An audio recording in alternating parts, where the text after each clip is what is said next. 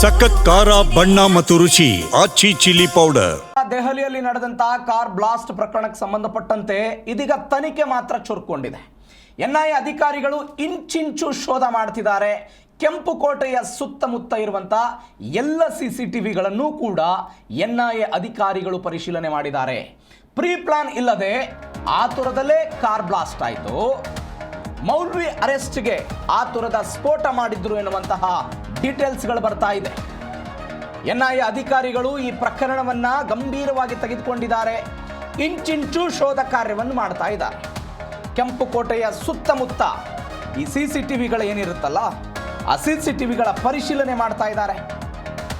Pre plan ಇಲ್ಲದೆ ಆತುರದಲ್ಲೇ ಇಂಥದ್ದೊಂದು blast ಆಗಿದೆ ಎನ್ನುವಂಥ ಡೀಟೇಲ್ಸ್ಗಳು ಬರ್ತಾ ಇದೆ.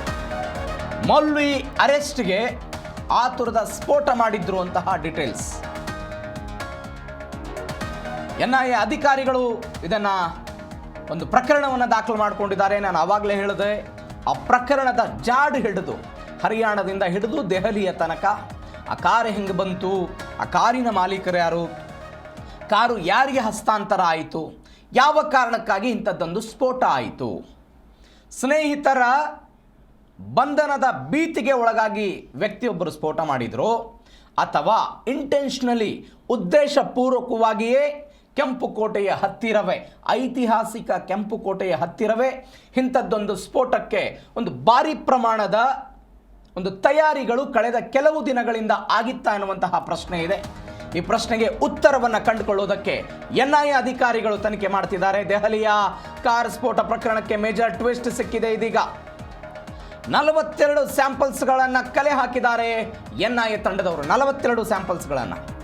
ದೆಹಲಿಯ ಕಾರ್ ಸ್ಫೋಟ ಪ್ರಕರಣದ ಮೇಜರ್ ಟ್ವಿಸ್ಟ್ ಇದು. ಸಾಕ್ಷಿಗಳನ್ನು ಹುಡುಕ್ತಾ ಇದ್ರು. ಈ ಪ್ರಕರಣವನ್ನು ಒಂದು ಹಂತಕ್ಕೆ ತೆಗೆದುಕೊಂಡು ಹೋಗಬೇಕು ಅಂತ ಎನ್ಐಎ ತಂಡದವರು ತಯಾರಿಯನ್ನು ಮಾಡಿಕೊಳ್ತಾ ಇದ್ದಾರೆ. ಜಾಡನ್ನು ಹಿಡಿಬೇಕು ಅಂತ. ನಾಳೆ 42 ಸ್ಯಾಂಪಲ್ಗಳನ್ನು ಪರೀಕ್ಷೆ ಮಾಡೋದಕ್ಕೆ ರವಾನೆ ಮಾಡ್ತಾರೆ ಎನ್ನುವಂಥ ಸುದ್ದಿಗಳಿದೆ. 42 ಸ್ಯಾಂಪಲ್ಗಳನ್ನೇನು ಕಲೆ ಹಾಕಿದಾರಲ್ಲ, ವಿಧಿ ವಿಜ್ಞಾನ ತಂಡದವರು ಬಂದಿದ್ದಾರೆ, ಬೇರೆ ಬೇರೆ ಇಲಾಖೆಯವರು ಕೆಲಸವನ್ನು ಮಾಡ್ತಾ ಇದ್ದಾರೆ. ದೆಹಲಿಯ ಪೊಲೀಸರಿದ್ದಾರೆ, ಹರಿಯಾಣದ ಪೊಲೀಸರಿದ್ದಾರೆ.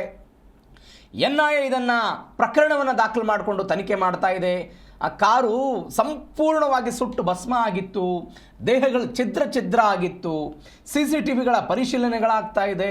ಇವೆಲ್ಲದರ ನಡುವೆ 42 ಸ್ಯಾಂಪಲ್ಸ್ಗಳನ್ನು ಕಲೆ ಹಾಕಿದ್ದಾರೆ ಎನ್ಐಎ ತಂಡದವರು. ಆ ಸ್ಯಾಂಪಲ್ಸ್ಗಳನ್ನು ಪರೀಕ್ಷೆಗೆ ಕಳಿಸ್ತಾರೆ.